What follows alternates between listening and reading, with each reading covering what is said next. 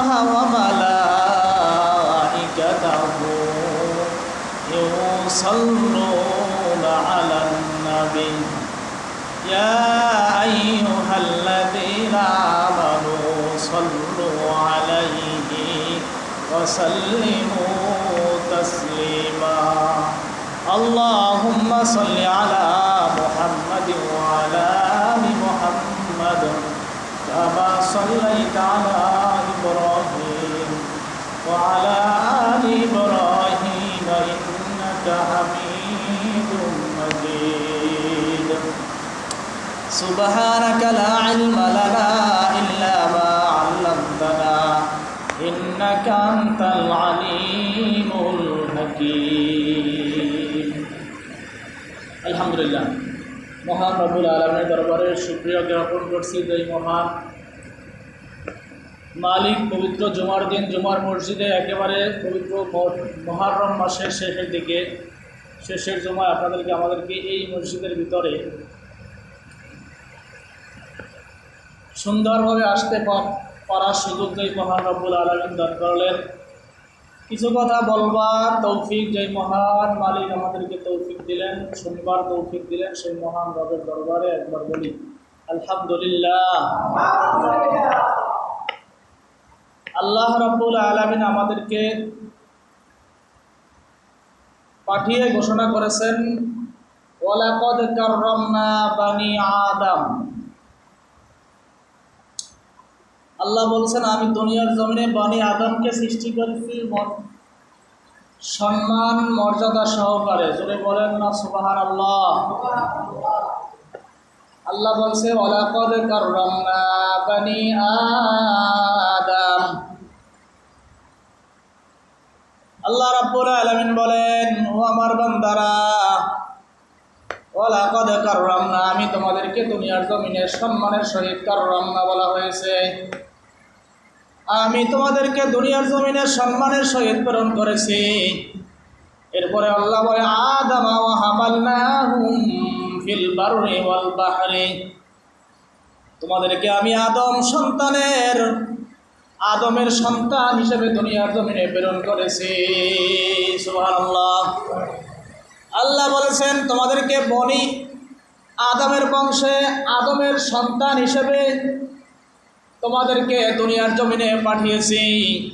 এরপরে আল্লাহ বলছেন বাররি ওয়াল বাহরি আল্লাহ বলেন দুনিয়ার জমিনে জল এবং স্থলে পাহাড়ি সমুদ্রের কথা বলা হয়েছে, স্থলের কথা বলা হয়েছে। জল এবং স্থলের ভিতরে মাটি এবং পানির ভিতরে তোমাদের জন্য আমি বরকত, তোমাদের জন্য রহমত, তোমাদের জন্য নাজাত রেখে দিয়েছি। সুবহানাল্লাহ। কি রেখেছেন? আল্লাহ বলছেন পানির ভিতরে এবং স্থলের ভিতরে মাটির ভিতরে তোমাদের জন্য অফুরন্ত নেয়ামত রেখেছি। রাখছে না রাখে নাই? পানির ভিতরে হাজার রকমের মাছ, হাজার রকমের সামুদ্রিক মাছ আমাদেরকে আল্লাহ রাব্বুল আলামিন খাওয়ান। ঠিক না ঠিক? যেই মাছগুলো আপনি আমি কখনো চাষ করি নাই, আমি কখনো একদিন আদার খাওয়াই নাই, একদিন খাবার খাওয়াই নাই, কিন্তু সেই মাছগুলোকে আল্লাহ রাব্বুল আলামিন আপনাকে সুন্দরভাবে জাল দিয়ে খাও দেন। খালে গিয়ে সমুদ্রের ভিতরে গিয়ে আল্লাহ রাব্বুল আলামিন তার মেহেরবানিতে তার দয়ায় আমাদেরকে সেই মাছগুলো জালের ভিতরে ঢুকাইয়ে দিয়ে আমাদেরকে ক্ষুধা নিবারণের ব্যবস্থা করে দিয়েছে। এরপরে আল্লাহ বলে বাররি ওয়াল বাহরি সমুদ্রের ভিতরে তো আমি এভাবে অসংখ্য রকমের সামুদ্রিক মাছ, পানির ভিতরে অসংখ্য রকমের মাছ আমি রেখেছি। শুধু তাই নয়, মাছের পরে স্থলের ভিতরে মাটির ভিতরে আমি তোমাদের জন্য অসংখ্য রকমের খাবার রেখে দিয়েছি। অসংখ্য রকমের নিয়ামত তোমাদের জন্য রাখছি। সেই নিয়ামতের ভিতরে এক নম্বর নিয়ামত হলো আমি যেই জিনিসটা রোপণ করি সেই জিনিসটা একটা ধান রোপণ করলে কম পক্ষে ওই ধানটা থেকে 36টা ধান উৎপন্ন হয়। সুবহানাল্লাহ। কয়টা? কম পক্ষে 36টা ধান উৎপাদন হয়। কম পক্ষে বলা হয়েছে, বৈজ্ঞানিকের আপনার গবেষকদের রিসার্চ অনুযায়ী বলা হয়েছে একটা ধান রোপণ করলে কম পক্ষে 36টা, যেই ধান একেবারে কম হয় সে জায়গায় কম পক্ষে 36টা ধান হয়। সুবহানাল্লাহ। তাহলে আপনি আমি দুনিয়ার জমিনে রোপণ করলাম একটা ধান, কিন্তু আপনি আমি পাইলাম 36টা থেকে 36,000 পর্যন্ত, ঠিক না বেঠিক? অসংখ্য ধান আপনি আমি আপনার ঘরে আমার ঘরে পৌঁছে যায়। এটা দেয় কে বলেন না চিল্লাইয়া? কে দেয়? আরো জোরে বলেন। আচ্ছা, আল্লাহ যদি না দিত আপনি কিছু করতে পারতেন? আল্লাহ যদি না দিত আপনি আমি সারা জিন্দিগি ভর সারের গোলা যদি ওই ক্ষেতের ভিতরে ছিটাইয়া ভইয়া ফেলাইতাম, তারপরও কি একটা ধান আশা করা যাইতো কিনা বলেন? সম্ভব হইতো না। তাহলে আল্লাহর অশেষ মেহেরবানি থাকা সত্ত্বে আপনি এটা ভক্ষণ করতে পারতেছেন। এজন্যই আল্লাহ বলছে অফুরন্ত নিয়ামত তোমাদের জন্য আমি মাটির নিচে রেখে দিয়েছি। শুধু তাই নয়, আপনি একটা আম গাছের বিচি, একটা আমের বিচি লাগান, লক্ষ লক্ষ আম সেই জায়গা থেকে আপনি খেতে পারেন, বিক্রি করতে পারেন। একটা লিচুর বিচি লাগাইলে, একটা লিচুর ঠাল বপন করলে, একটা চারা বপন করলে সেই জায়গা থেকে লক্ষ লক্ষ লিচু আপনি আমি খেতে পারি, বরঞ্চ সংসার টিকিয়ে রাখতে পারি। লক্ষ লক্ষ টাকা লিচু দ্বারা লিচুর বাগান থেকে বিক্রি করে মানুষ কোটিপতি হয়ে যাইতেছে, হয় না? হয় না? এবছর লাস্ট পর্যায়ে আমি 1000 টাকা দিয়েও লিচু কিনছি। 100 লিচু 1000 টাকা, কত বলেন তো? 100 লিচু 1000 টাকা, তাহলে একটা লিচুর দাম পড়ে কত? 10 টাকা দিয়ে এক লিচু কিনেছি এই বছরের লাস্টের দিকে। তাহলে আল্লাহ বলেন কি পরিমাণ নেয়ামত ওই যে ব্যক্তি বিক্রি করেছে, আর যারা গাছ লাগাইছে তাদেরকে আল্লাহ রাব্বুল আলামিন কি পরিমাণ নেয়ামত, কি পরিমাণ টাকা পয়সা তাদের একটা লিচুর বিনিময়ে, একটা লিচু গাছ থেকে তাদেরকে আল্লাহ রাব্বুল আলামিন নেয়ামত দিয়েছে, দেয় নাই? তাহলে যদি 1000 বার শুকরিয়া আদায় করি, একটা লিচু গাছের শুকরিয়া আদায় করলে কিয়ামত পর্যন্ত শুকরিয়া আদায় করে শেষ করা যাবে না। আপনার আমার বাড়ির আঙ্গিনায় যেই আম গাছটা আপনি লাগিয়ে রেখেছেন, কোনোদিনও একদিন পর্যন্ত আম গাছটার গোড়ায় যাই এক ফোঁটা পানি দেন নাই, এক মুঠো সার দেন নাই, কিন্তু সিজন হলেই দেখবেন আমের মুকুলে ভরে যায়। আপনি কোনোদিন গাছটার গোড়ায় যাই একটু সাইডটা সন্ধ্যার করে চতুর সাইডটা কিছু সার, কালা সার, সাদা সার দিয়াও দেখেন নাই, দেখছেন? দেই নাই।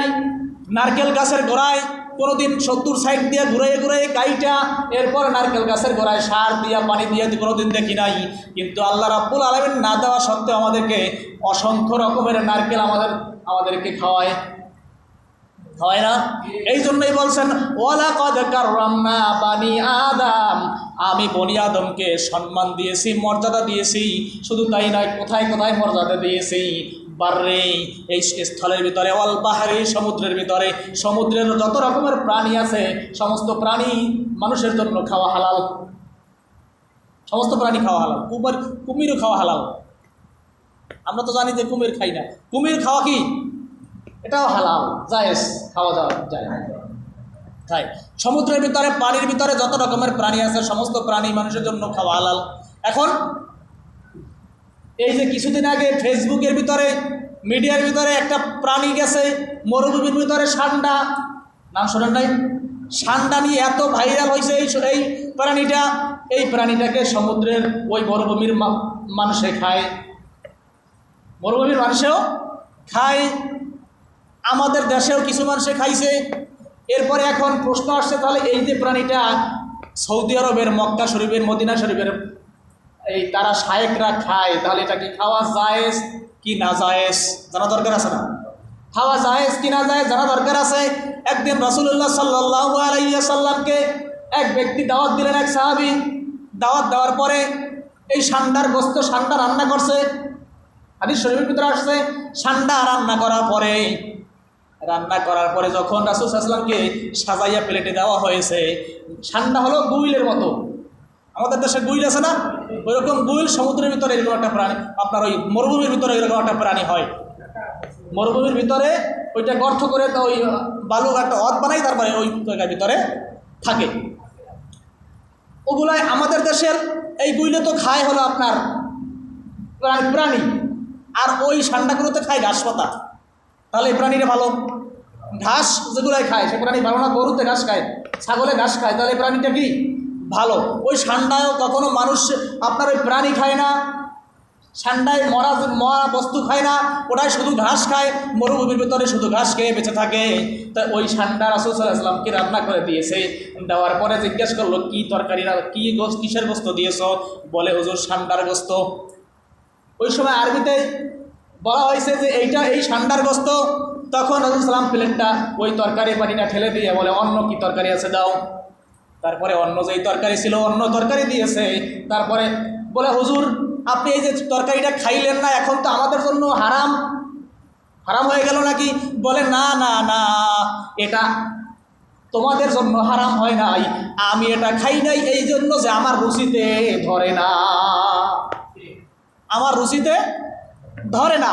এটা খাওয়া জায়েজ, এটা খাওয়া হালাল, তবে আমি খাবো না, আমার রুচিতে ধরে না, তোমাদের রুচিতে ধরলে তোমরা খেতে পারো। এই জন্যই তো এই হাদিসের মাধ্যমে যখন এই হাদিসটা ভাবে রেওয়ায়ত হয়েছে, সেই থেকে ওই যে মরুভূমির লোকগুলা, ওই যে সৌদি আরবের বাদশাগুলা, শায়েখগুলা, তারা এগুলা খায়। তারা কারণ রাসূলের রুচিতে না ধরলে কেমন হবে কি, তাদের রুচিতে ধরে, তাদের রুচিতে ধরে। আমাদের রুচিতেও সেরকম। সমুদ্রের ভিতরে সমস্ত রকমের প্রাণী খাওয়া জায়েজ, যত রকমের প্রাণী আছে যোগ, সেটাও খাওয়া জায়েজ, তবে যদি আপনার রুচিতে ধরে, যদি আপনার রুচিতে ধরে। সমুদ্রের ভিতরে কাঁকড়া, কচ্ছপ এগুলো খাওয়া জায়েজ যদি আপনার রুচিতে ধরে, যদি আপনার রুচিতে ধরে। শাপলা পাতা মাছ আছে, আমরা অনেকে কই শাপলা পাতা মাছ খাবো না, হারাম, এটাও জায়েজ যদি আপনার রুচিতে কি ধরে, খাওয়া জায়েজ। আর যদি রুচিতে না ধরে, কিছু জিনিস আছে যেটা রুচিতে ধরে না, রুচিতে বাঁধে না, আমি মনে করি ওটা হারামের চাইতেও বেশি। কি, যে জিনিসটার আমার রুচিতে ধরবে না ওটা হারামের চাইতেও বেশি। এজন্য আল্লাহ বলছেন, আমি তোমাদের জন্য জলে এবং স্থলে অসংখ্য রকমের নেয়ামত রেখেছি। তোমাদেরকে আল্লাহ আমি সমুদ্রের ভিতরে অসংখ্য রকমের নেয়ামত রেখেছি, স্থলের ভিতরে অসংখ্য রকমের নেয়ামত রেখেছি। শুধু কি তাই একটা গাছ লাগাইলে সেই গাছটাই হয়? শুধু কি তাই? বলে, না না না, তোমরা মাটিটা খনন করো। এই বাংলার জমিনে দেখবা অসংখ্য জায়গায় গ্যাসের খনি পাওয়া যায়, পাওয়া যায় না? অসংখ্য জায়গায় গ্যাসের খনি পাওয়া যায়, কারণ বাংলাদেশটা এখনো পর্যন্ত গ্যাস দ্বারা কিন্তু টিকে আছে। কি দ্বারা? গ্যাসের খনি দ্বারা টিকে আছে। গ্যাসের খনি আমার দেশ থেকে ইন্ডিয়ায় পর্যন্ত পাচার হয়। কোথায়? সাবেক সরকার, প্রাক্তন সরকার শেখ হাসিনা কিন্তু ইন্ডিয়ার সাথে গ্যাসের চুক্তি করে দিয়েছিল, এখনো পর্যন্ত সেই চুক্তি বহাল আছে। তারা আমার দেশ থেকে গ্যাস নিয়ে তারা পড়ে, অথচ আমরা কিন্তু পাই না। আমার দেশে লাইন আছে গ্যাসের, এই গ্রামগঞ্জে আছে নাই, শহর লেভেলে আছে। যদি ওই সমস্ত জায়গায় না দিত, তাহলে আমাদের দেশে গ্রামগঞ্জেও আমরা পাইতাম, তবে আর্থিক আমরা দুর্বল হয়ে পড়তাম। কারণ বাহির থেকে যেই টাকাগুলো আসে এই গ্যাসের বিনিময়ে, সেই টাকাগুলো আমাদের কম থাকতো। এই জন্য বহির্বিশ্বের জন্য লেনদেন করা জরুরি আছে না নাই? এটারে প্রচার করা, এক দেশ থেকে আরেক দেশে এরকম রপ্তানি, আমদানি রপ্তানি করার দরকার আছে না নাই? আছে। আমার দেশের শিল্প কারখানা থেকে এই যে আপনার জামা কাপড়ের, গেঞ্জির, প্যান্ট, শার্টের যে গার্মেন্টসগুলা, এই জায়গা থেকে, এই গার্মেন্টসের সব কি আমার দেশেই পড়ে? আমার দেশে পড়ে, জেনে রাখবেন। আমার দেশে পড়ে সব রিজেক্ট, যেগুলো বাতিল মাল, যেগুলা ছিঁড়ে গেছে, রিজেক্ট হয়েছে, এক জায়গা দিয়ে সেলাই উঠে গেছে, এই সমস্ত জুটা মালগুলো আমার দেশে চলে। আর ইনটেক মালগুলো যেগুলো একেবারে ওকে মাল, এইগুলো সব বাহিরে চলে যায়। বাহিরের মানুষের এইগুলো ব্যবহার করে, এগুলো গায়ে দেয়। তাহলে আমার দেশ থেকে, আমার দেশে পায় কি?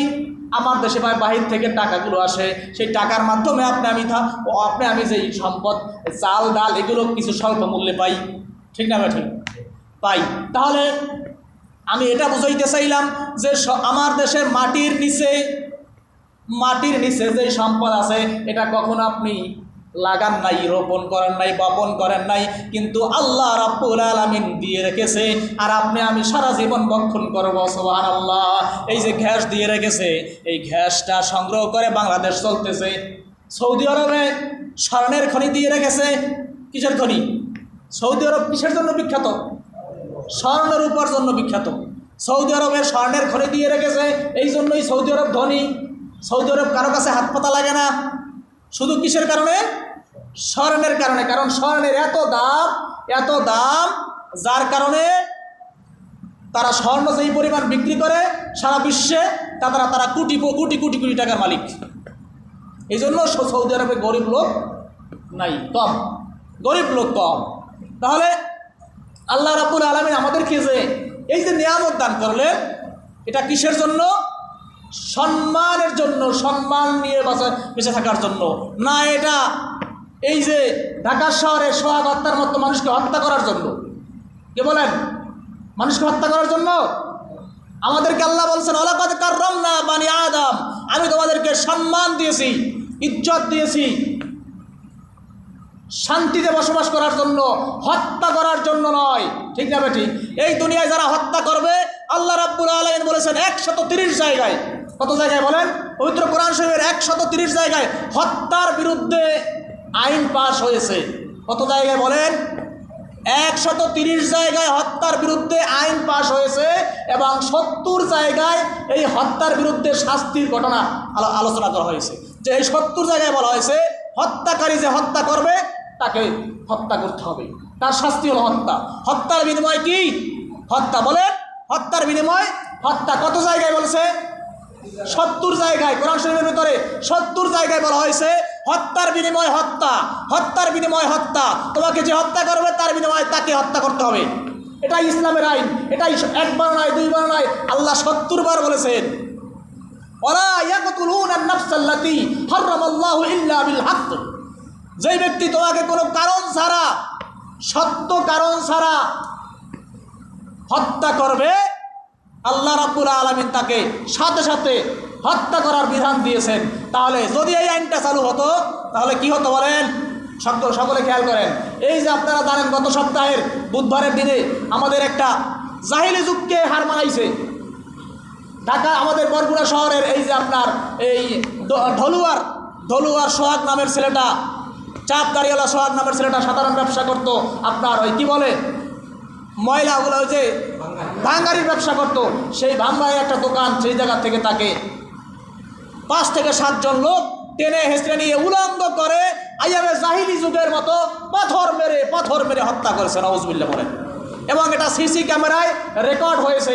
এই বাংলাদেশে যদি আইন থাকতো তাহলে এই 5 থেকে 7 জন লোককে ধরে সরাসরি প্রকাশ্যে পাথর মেরে হত্যা করলে এই পরবর্তী জীবনে আর একটা হত্যা হতো না। বলে ঠিক রে? বলে আর কোনোদিন হত্যা হতো না। যদি ধর্ষণের বিনিময়ে ধর্ষককে একদিন প্রকাশ্যে পাথর মেরে সামবেসার করে দেওয়া হতো, পাথর মেরে হত্যা করা হতো, তাহলে জীবনে আর কখনো ধর্ষণ হতো না। মিথ্যা আপনার ইসের বিনিময়, চুরির বিনিময় আল্লাহ রাব্বুল আলামিন যে আইন পাশ করছে, আস-সারিকু আস-সারিকাতু ফাকতাউ আইদিয়াহুমা, চোর পুরুষ হোক মহিলা হোক, চুরি করলেই সাথে সাথে তার হাত কেটে দিতে হবে।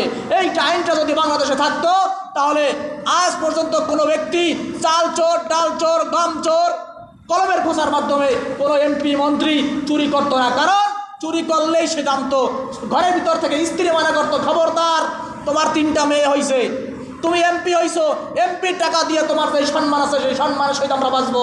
তুমি যদি কলমের খোঁচা দিয়া 5 টন চাল মেরে খাও আর তুমি যদি কোনো রকম ধরাই পড়ো, তোমার একটা হাত কাটা যাবে। কি বলেন? তোমার একটা হাত কাটা যাবে। আর গ্রামের পৃথিবীর মানুষ সব দেখবে, এটা মিডিয়ার মাধ্যমে সবাই দেখবে। আর তোমার মেয়ে 3টা মেয়ে আছে, 3টা মেয়েকে আমি বিবাহ দিতে পারবো না, আমরা বিবাহ দিতে, কারণ চোরের সন্তানকে কেউ বিবাহ করবে না। হাত কাটা বাবার সন্তানকে কেউ বিবাহ করবে না। শাস্তিযোগ্য যে হাত কাটছে এই সন্তানকে কেউ বিবাহ। তাহলে হাজার মানুষ, হাজার চোর ভালো হওয়া বাধ্য ছিল, ভালো হতে বাধ্য হতো। ঠিক কিনা বলেন? কিন্তু এই আইন না থাকার কারণে সৌদি আরবের দিকে লক্ষ্য করেন, আরবের দিকে লক্ষ্য করেন, দোকান এভাবে আজান দিছে, আজান দেওয়ার সাথে সাথে দোকান বন্ধ হয়ে যায়, দোকানগুলো বন্ধ হয়ে যায়। যেভাবে দোকান আছে সেভাবে খোলা থাকে, নামাজে চলে যায়। একটা মানুষ দোকানের দিকে কাছে আসে না, একটা চোর তো নাই। কারণ তারা জানে সমস্ত জায়গায় সিসি ক্যামেরা আছে, আমি চুরি করব আর ধরা পড়ব, সাথে সাথে আমার হাতটা কাটা যাবে। ধর্ষণ করব, সাথে সাথে আমার কল্লা শিরচ্ছেদ করা হবে, মানুষের সামনে প্রকাশ্য পাথর মেরে হত্যা করা হবে। তাহলে এই যে আমাদের এই সোহাগ ভাইকে হত্যা করা হলো, এই 5টা 6টা এই যে সিসি ক্যামেরায় যেই যেই কুলাঙ্গারগুলোকে দেখা হয়েছে, দেখা গেছে, যেই যারা সন্তানগুলোকে দেখা গেছে, যেই আইএমএ জাহিলিয়া যুগের সন্তানগুলোকে দেখা গেছে, ওই সন্তানগুলোকে যদি পাথর মেরে সম্প্রচার করে দেওয়া হতো, তাহলে পরবর্তীতে আর কোথাও হত্যা, গুম, খুন হতো না। ঠিক না বলেন? তাহলে আল্লাহ যে বলছে ওয়ালাকাদ কাররামনা বানি আদম, আমি বনি আদমকে সম্মান দিয়ে সৃষ্টি করেছি, হত্যা করার জন্য নয়। আমার নাজ নেয়ামত সমুদ্রের ভিতরে অলবাররি অলবাহরি, সমুদ্রের ভিতরে আমি যা দিয়েছি তা খাবে, ভক্ষণ করবে, নিজেরা খাবে, অন্যকে খাওয়াবে। এজন্য আমি দুনিয়ার জমিনে পাঠিয়েছি, তাদেরকে হত্যা করার জন্য নয়। হত্যার জন্য আল্লাহ কত জায়গায় আয়াত নাজিল করেছে? 130 জায়গায়, এবং হত্যার বিধান নাজিল করেছে। হত্যা করলে কি শাস্তি? মৃত্যুদণ্ড, এটা নাজিল করেছে 70 জায়গায়। সুবহানাল্লাহ। তারপরও আমার দেশে এই আইনটা চালু হয় না। এই আইনটা চালু হলে আমার দেশে এই ধরনের রাহাজানি, খুন খারাপি এটা থাকতো না। তাই আরেক জায়গায় আল্লাহ বলেন, যেটা তো 3-এর ভিতরে আল্লাহ বলছেন ওয়াত্তিনি ওয়াজ্জাইতুন ওয়া তুরি সিনিনা ওয়া হাদাল বালাদিল আমিন লাকাদ খালাকনাল ইনসানা ফি আহসানি তাকওয়িম। আমি দুনিয়ার জমিনের মানুষদেরকে সবচাইতে সুন্দর অবয়ব দিয়ে সৃষ্টি করেছি, সুন্দর গঠন দিয়ে সৃষ্টি করেছি। কিসের জন্য? তারা দুনিয়ার জমিনে আমার দেওয়া নিয়ামত খাবে, ভক্ষণ করবে, তারা সন্ত্রাসীবাদ চালু করবে না। এরপরে আল্লাহ বলছেন ওয়ারাযাকনাহুম মিনাত তাইয়্যিবাতি ওয়ারাযাকনা, আমি যে রিজিক দিয়েছি সমুদ্রে এবং স্থলে, মাটিতে এবং পানিতে যেই রিজিক দিয়েছি, আমি সেই রিজিকগুলো তারা ভক্ষণ করবে, শান্তির সাথে, বিরাজমানের সাথে, ভদ্রতার সাথে, সামাজিকতার সাথে। সুবহানাল্লাহ। আল্লাহ রাব্বুল আলামিন আমাদেরকে এই সমাজের যে এখনও অবকাঠামো, সমাজের যে এখনও দুর্নীতি, হত্যা, খুন, রাহাজানি চলতেছে, এর থেকে আমাদেরকে হেফাজত করার তৌফিক দান করুন। এর থেকে আমাদের জালিমদের থেকে আমাদেরকে আল্লাহ রাব্বুল আলামিনের গায়বী খাজানা থেকে হেফাজত করুন। এবং বাংলাদেশে আল্লাহ রাব্বুল আলামিনের কোরআনের যে আইন চালু আছে, সেই আইন চালু হওয়ার আমরা সকলেই দাবি জানাই। বলেন আমিন। সকলেই দাবি জানাই, বলে সকলে বলেন আমিন। এই দাবিটা যেন উত্থাপন হয়। এই হত্যার আইন, মিথ্যার আইন, চুরির আইন, জিনার আইন, এই আইনগুলো যেন এই বাংলাদেশে কায়েম হয়, আমরা দেখে যেতে পারি। যদি কায়েম হয়, আপনার আমার সমস্যা আছে? আপনারা কেউ চুরি করতে চান? মিথ্যা বলতে চান? আপনার জিনা করতে চান? তাহলে আমাদের আইন পাশ হলে সমস্যা কি? যারা চায় তাদের বুঝতে হবে ডালমে কুচকা আলা হে কি। যারা এই আইনটা রদ্দ করতে চায়, তারা বুঝবেন চুরি করে, তারা বুঝবেন সন্ত্রাসীবাদ করে, তারা বুঝবেন হত্যা করে, তারা বুঝবেন গুম খুনের সাথে লিপ্ত। আল্লাহ রাব্বুল আলামিন আমাদেরকে তৌফিক দান করে। আমিন। ওয়া আখিরু দাওয়ানা আলহামদুলিল্লাহি রাব্বিল আলামিন। আর যারা কবর তো বাজানো করছেন, 4 রাকাত কবর তো বাজাবেন না।